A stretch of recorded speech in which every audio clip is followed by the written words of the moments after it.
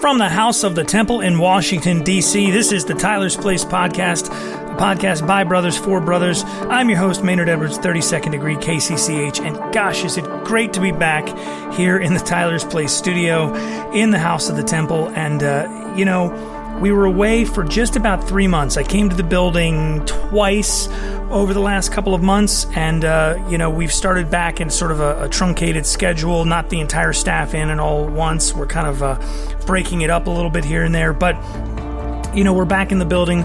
We're back getting things going. But I have to say, one of the great things that has happened over the last few months, and in just a swirl of negativity, a couple of really great things have happened, and that is all of our Valley secretaries in the Scottish Rite. I really have to compliment them.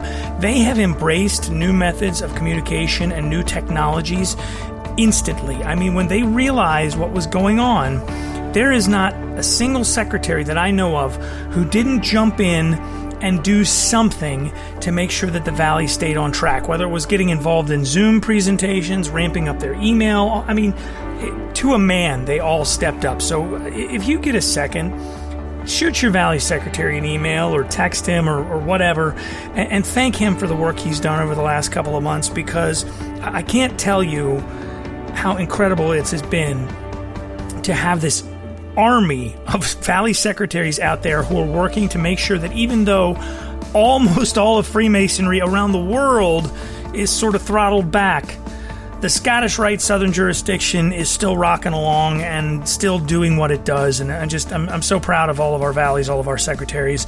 So make sure you reach out and thank them. Now, getting back to business of the Tyler's Place podcast, when we left, we closed out our recordings, if you will, with Brother Arturo de Hoyos and I talking a little bit and getting ready to shut the building down.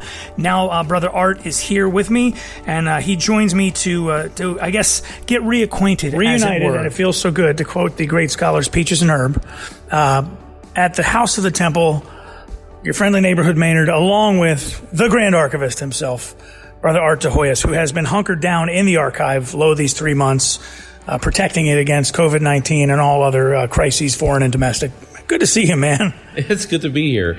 As you know, we've been back in the House of the Temple for a few weeks on and off, a couple days in, a couple days out. I'd been coming in earlier than that, actually previous to that, maybe a day a week, just to get things done that had to be. But I was a lone man in the Garden of Eden, But now that we have a staff here, it's really nice. It's starting to feel like it's normal again. I won't say who, for fear of reprisal, but there is a member of the staff, a senior member of the staff, not the Grand Commander, but one of our higher ups, one of our friends and brothers, one of the bosses, who doesn't like being in the building by himself, gives him kind of a creepy feeling. Do you have that at all? Oh, not at all. As you know, I'm an early riser, and even before the pandemic, I was in the building around 4 a.m. I frequently opened the building myself and come on in. Just because there's no one around, I could get a lot more work done without any interruption before the phones start ringing, things like that. But sure. No, I have no problem being alone. I'm perfectly comfortable. Just me and the ghost of Albert Pike and John Henry Coles. And have you ever had, this is more appropriate for Halloween, but if you're going to be here by yourself in the midst of a pandemic, because the streets of D.C., I came in one day to take some pictures of something for, I don't forget what it was, or in a video of the Grand Commander or something, and the streets of D.C. were like, it was a ghost town for a little while, which was a little disquieting in and of itself. But never had anybody touch you on the shoulder or anything like that? Well, I mean, I could be honest and answer that, but I mean, there are people that think I lost my mind if I admitted it. But I have experienced a couple odd things here in the building. Sometimes when I was alone, sometimes with other people in the building. But yes, there's all sorts of explanations that we could look at, but there are a couple that are kind of odd. I don't know if I want to go into detail here or not. We'll save it for a Halloween show sometime when we can have a little fun with it. But I've come in here when there's been hardly anybody around, or been here very late in the evening, especially during session when we're doing things, and you end up being here after dark, and it's a little strange. But I've never really had a bad feeling in here. It's a very positive sensation to me. But there's a couple folks who forget it. Lights are going out. I'm out.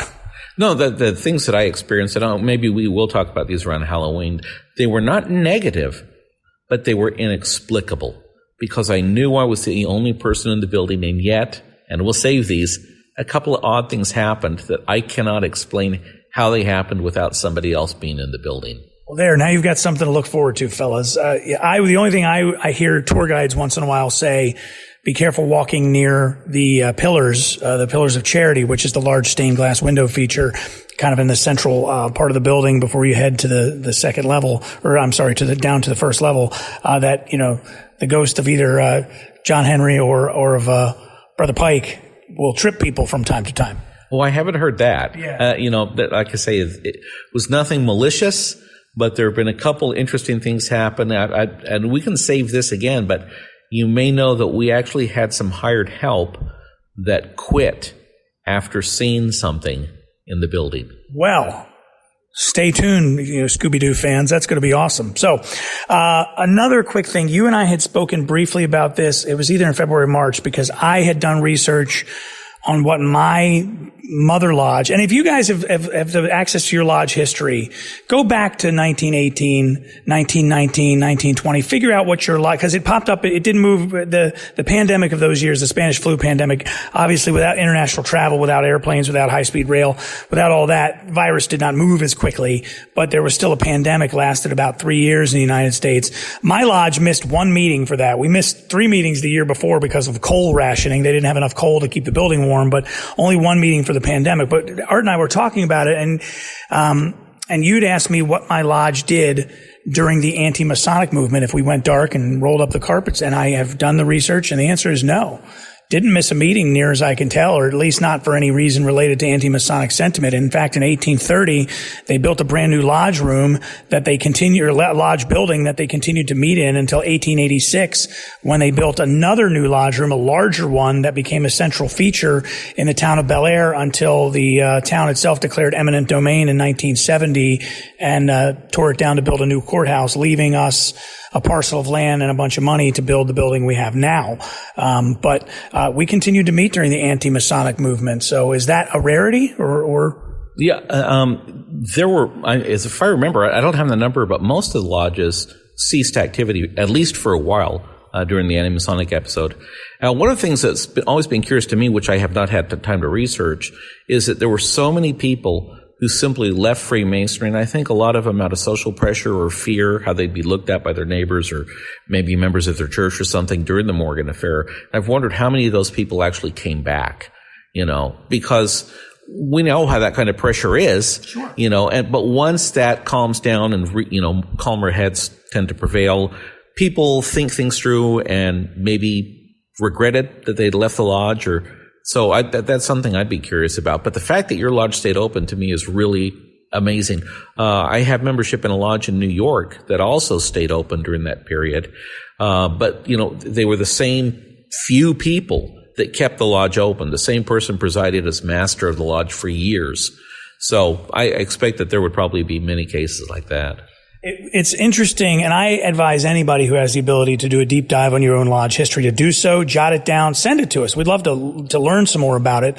In that process, I don't know if I got a chance to tell you this or not, but we found 2 brothers, and this will relate into what we wanted to talk about. We found a brother from my lodge, from my mother lodge, he was in Bel Air, Maryland, which is just north of Baltimore, about 40 minutes north of Baltimore. It's where I'm from, and he was a carpenter, and he'd gone to Richmond to work on a bridge in Richmond, and he was while he was there, he attended a few Masonic meetings and was staying in a boarding house that was run by a brother. The river was swollen one day. He was in a boat working on the bridge. The boat capsized. He drowned. 2 brothers from the Richmond Lodge bought him a rather ornate, the Richmond Lodge bought him an ornate casket, and they put him on a horse and carriage. And 2 brothers from the Richmond Lodge brought him back to Bel Air for him to be taken, for his remains to be reposited. I went and visited the man's grave, looked up the whole story, and we were actually, through the Zoom calls, we were able to, on one of my lodge meetings on Zoom, invite brothers from that Richmond Lodge to our lodge to talk about the story from their angle and see how their lodge had marked the history of it. So it was a really neat opportunity to share, 1, a great story of Masons looking out for each other in a difficult time, but 2, to be able to use technology to enhance the brotherhood aspect of what we're doing. I know a lot of lodges in the country are doing that. The SJ is doing a lot of that with Scottish Rite stuff. You have a global perspective. What the heck is going on with Freemasonry worldwide during all of this? I think a lot of people are doing exactly what you're talking about right now. Zoom seems to be the thing that's connecting friends and brothers. It's the Kleenex of online video conferencing. It's really, or it's the Coke of it. It is the vernacular for that type of meeting at this point. I'm going to Zoom call. Yeah, absolutely true. Since March, I think I mentioned this to you. I have done, I think, 24 Zoom presentations or discussions in the evening. Now you think about that since March. So I've been averaging about 2 of these things a week. Last week's was closer to home. I did a Zoom presentation for Washington, D.C., but the rest of them have been around the country, and I think I still have 2 or 3 more before I'm done with this. And I'm not taking any more. I kind of zoomed out. But well, we really don't know how much longer it's going to last. But what's amazing to me is that these are real meetings. For example, DC being the most recent one that I did, it was for the DC Scottish Rite bodies, and there was an opening with the officers. And in a sense, it's tiled because if you don't have the password, the Zoom password to get into the lodge, then you're not a member, obviously. So, and I know that there are Masonic organizations that are considering other ways to communicate Masonic information over Zoom because it is, in a sense, protected, tiled. Some Grand Lodges are against it, but these are really interesting times because they're causing us to really rethink what it is to have Masonic communication, how we can meet with our brothers. But it's an amazing tool to be able to really do this, and I've enjoyed it.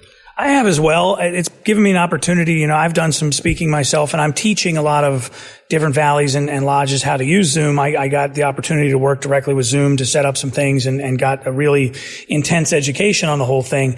I have to really compliment our valley secretaries, our personal reps, and of course our Supreme Council SGIGs and our deputies, because they have really embraced this. These are guys who are a little bit older in some cases, and then, they're not really eager to take on a whole bunch of new stuff, but they have really jumped in with both feet and gotten into this and really made something of it. And I'm so proud of what has been accomplished in the workshops that we did. One of the things that I said was, Masonry, we built cathedrals, but we also built skyscrapers. So Masonry is progress in a lot of ways.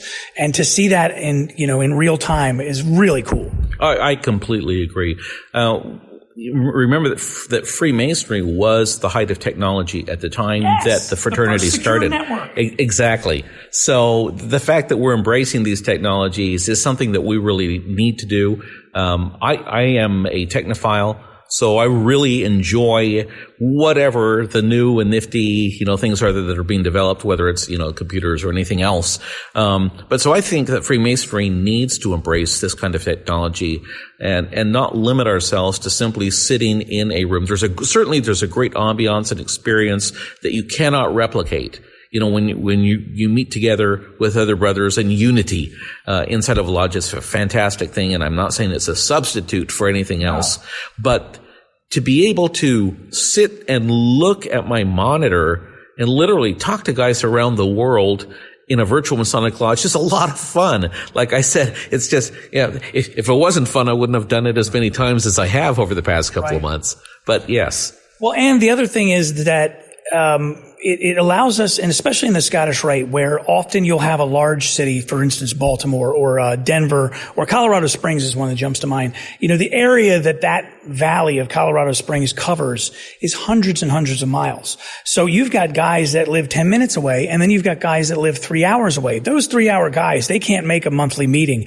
But as the Grand Commander has suggested, opening a lodge, doing the tiled business, and then opening up a Zoom meeting in the lodge room for Masonic education and stuff. So those brothers who can't maybe drive to the meeting every time can still take part and be a part of the brotherhood, be a part of the Masonic education part of it. Then you shut that Zoom call down, you do the ritual closing or whatever else you got to do, and everybody's been served by that. I mean, in DC, we've got guys from Venezuela, from Germany, because this is, DC, by its virtue of its position on the map, that people come from all over the world to live here for a short time and then return home. So they've had members from Germany and Venezuela on the same call, which is really cool. I love that. That's exactly what I was thinking of, is that, Freemasonry being a center of union, as it says in Anderson's constitutions. Can you imagine? I mean, there's no way they could have imagined such a thing, is that you could literally meet with brothers from around the world the way that we do today, face to face, virtually, but literally from any country where Freemasonry exists. I have a question that is going to be a little tricky for us to manage real quick before we get into the trivia. Those have all been positive, because I'm trying to find the silver lining in a lot of ways, and I think that we have found it with Zoom and with some of those other things that we're embracing. We did a virtual visit with some of our lodge brothers. We'd go in their yard and wave to them and stuff, to guys who couldn't get out because they were, my dad can't get out because he's got COPD, so he's got to stay in. But, guys went to his house and stay in the yard, wave to him. And, so those have all been positives. I do see a lot of Masons arguing with one another on Facebook, and without delving into the specifics of any particular, politic or of any particular, leaning one way or another, what's your best advice for how Mason should conduct himself in that public forum? Because if you're going to have a picture of yourself with your cap on, or with, you're going to put the square and compass on your page somewhere, to me, you've got to conduct yourself as a just and upright Mason in that regard. You absolutely do. On my Facebook page, personal Facebook page. And it's tough. We get our passions ahead of ourselves. Believe me. No, you're right. What I was going to say is, over the past few days, what I've been doing is just simply trying to state facts and reminding our brethren that we are brethren and that we can meet. Today I posted a photograph of a trowel and reminded everybody that we're builders and we use the trowel, and that we should work and best agree, and that's something that can be used to heal some of the wounds, and we need to be willing to do that. Everybody makes mistakes. Everybody misspeaks.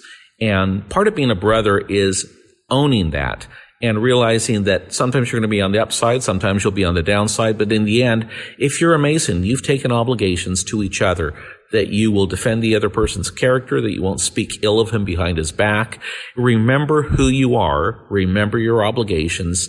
And you have to give elbow room sometimes to know that people are going to be different on ideas of politics and other things, but that in the end, your goals are the same. You meet on the level, and you want to improve the social order as well as yourself. That's the purpose of our fraternity. If you really are not willing to give up anything on your side, you're not being a real brother, because it's a give and take situation.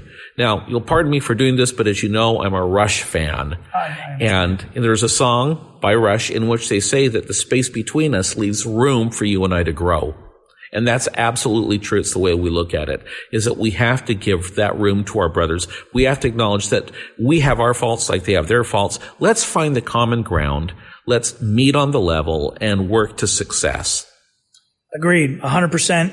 And the other thing this has been my strategy, which is sometimes hard to do, is if it's someone that you don't know personally, a lot of times I just dial out of that, because it's like, why am I giving this person, whatever the issue is, any retail space in my head? We're just, we disagree. That's fine. Have a great day. I wish nothing but the best for you. Whether it's a brother across the world on Facebook, or some, random person who's not a Mason. But if it's someone that I know that I have a disagreement with, and it starts to get in that direction, a lot of times what I have done is I pick up the phone and I speak to them, because it's a lot more difficult to, one, be a jerk, either face-to-face or by voice, but two, it's a lot easier to understand people's intentions and inflections and things like that. And so I think a lot of misunderstanding comes from, I guess, all of our ability to read things in a particular voice in our head that may not be the voice that was intended. So I pick up the phone and call, because we're admonished to deal squarely and fairly with guys. So pick up the phone and call a guy directly if something's going sideways, if you disagree about something. Let me tell you a really quick story. Absolutely. In the 1800s, Albert Pike had a disagreement with a Mason named J. Frank Gooley, who was a very prominent Mason. He would have been considered Mr. York, right? Gooley disagreed with some aspects of what Albert Pike purported as to be Masonic history, and it went back and forth in Masonic newspapers, and it became a real point of contention between the two. Gooley wound up leaving the Scottish Rite, and they had occasion to accidentally meet in a hotel at one time. And Pike said that when he spoke with Brother Gooley face to face, that all the animosity faded. They found that they had much more in common with each other, and that they actually formed a friendship. Brother Gooley was reinstated into the Rite, and Pike himself recommended Brother Gooley for the KCCH. When Brother Gooley died in a horrible hotel fire, Pike eulogized him, commending him as being a man of virtue, a person who wasn't afraid to stand up for what he believed to be true. This is something that we need to realize, is that sometimes our words come across in printed medium or on Facebook or other things like this as though we're adversarial because we don't have the chance to look in each other's eyes and remember we're brothers. Quit fighting over nonsensical things. There are principles that are important, but try to put aside the things where you're just scoring points with each other. And remember, you're fighting for common goals fundamentally. Find what those things are and find a way, as I say, where you can best work and best agree. Amen to that. And to quote the great scholar, Dr. Phil, in the middle of this argument, you got to decide, do you want to win or do you want everybody to be happy? Pick which one it is. And to me, as Masons, we have to, like you say, and it's the sixth degree is the lesson that jumps to my mind, being a peacemaker.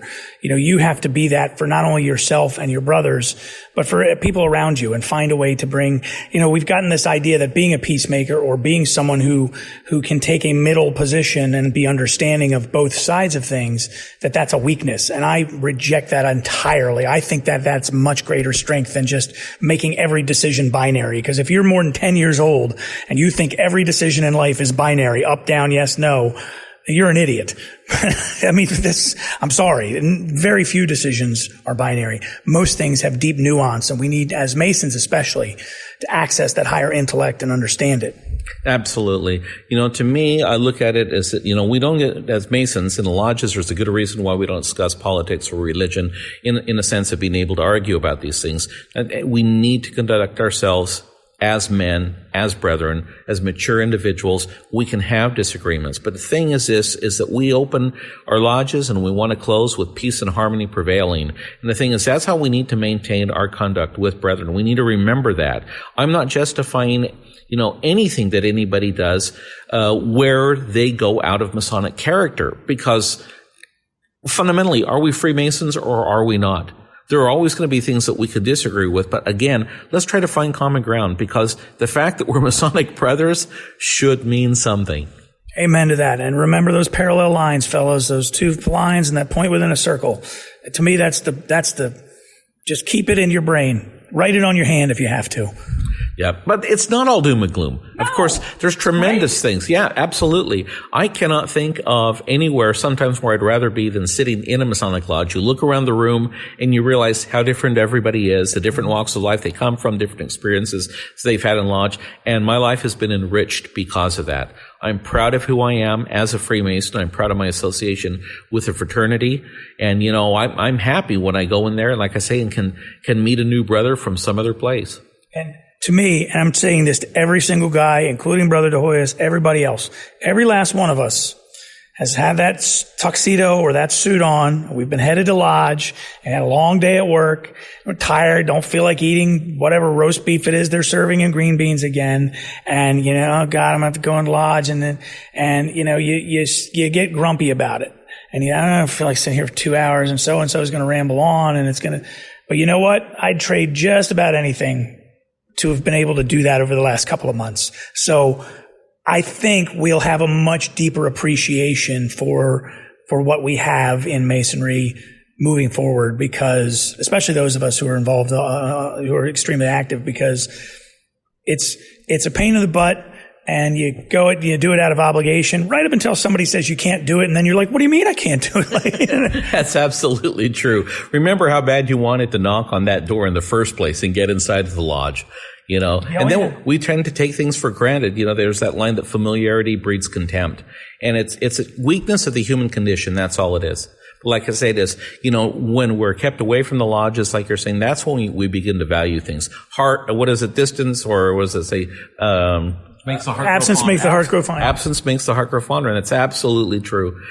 Yeah, and the other thing is, I have watched my children and how they react to this, because they are much more difficult to repress than grown-ups. Grown-ups, we've already got so much weight on our shoulders of paying bills and everything that things grind us down a little more quickly.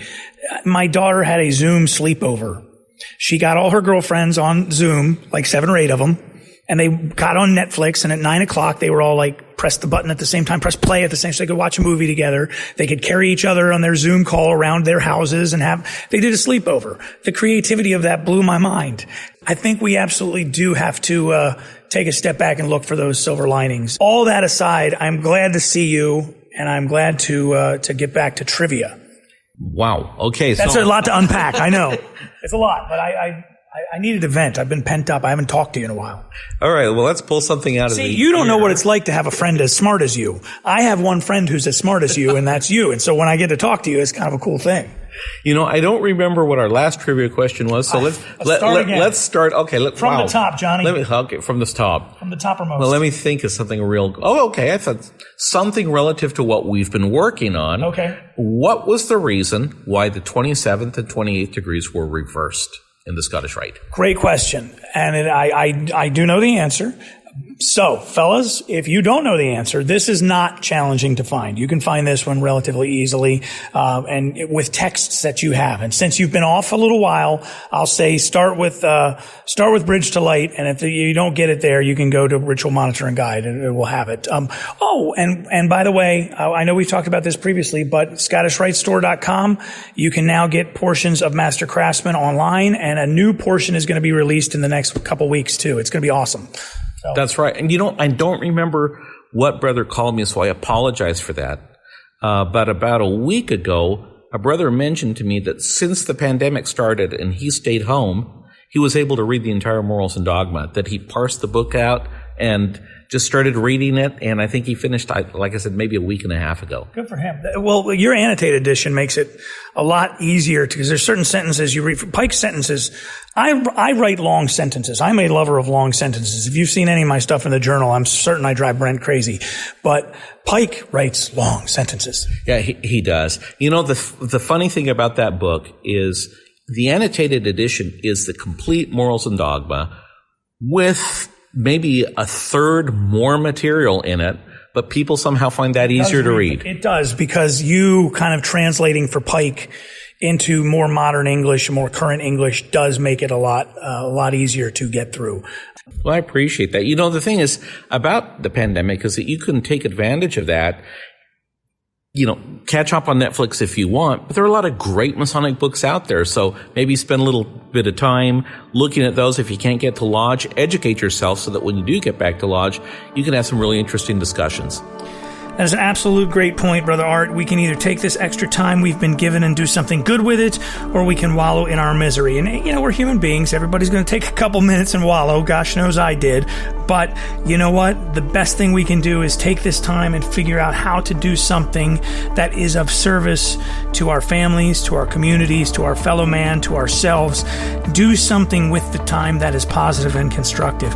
One of the things you could do is look up the answer to the trivia question. And if you find that answer, don't forget, we do not pick a winner until just before we do the next recording. So everybody's got an equal shot, even if you don't get to listen to the podcast on day one. Just send your response to me at podcast@scottishrite.org. That's podcast@scottishrite.org. And we have a great Scottish Rite prize headed your way if you get the correct answer. That's going to wrap it up for the Tyler's Place podcast. Thank you so much for joining me. For everyone here at the House of the Temple, I have to say, it's great to be back. Thank you guys, and we'll catch you next time right here on the Tyler's Place. The Tyler's Place Podcast, brought to you by the Supreme Council of the Scottish Rite, Southern Jurisdiction. If you're interested in becoming a Freemason or in joining the Scottish Rite, email us at podcast@scottishrite.org.